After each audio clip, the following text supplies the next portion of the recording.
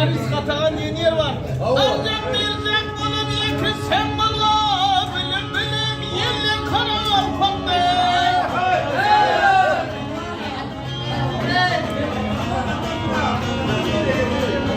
Bir avuşum akıldasın aslanın aydın aydın koller karar kaldı.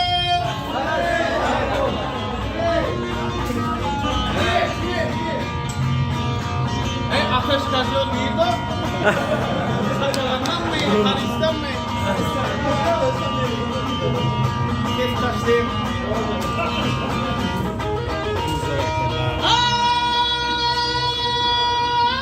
Bana verirsin iste örnekle.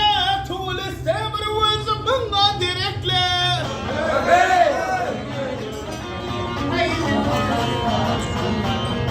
Gururlu ay baktırırsam yürekle. Belli belli beyle.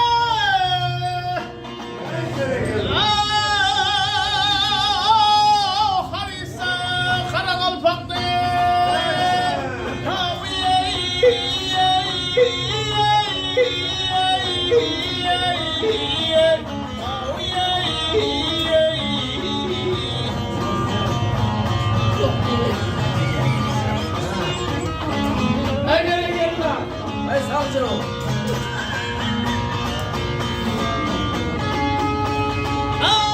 Şarkıları kuşum atavcayla diye savup katar kulun baylağı.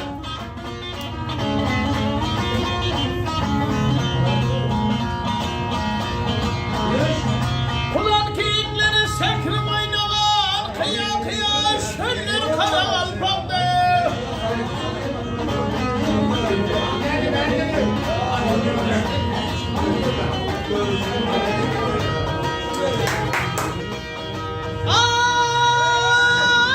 Kızları var kıya kıya kasları, elinizce var vırım vırım şaşları.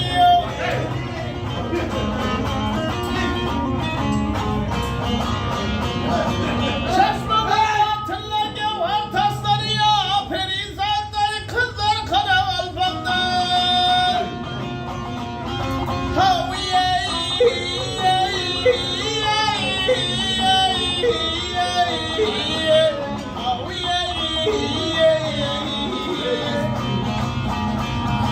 Ya sen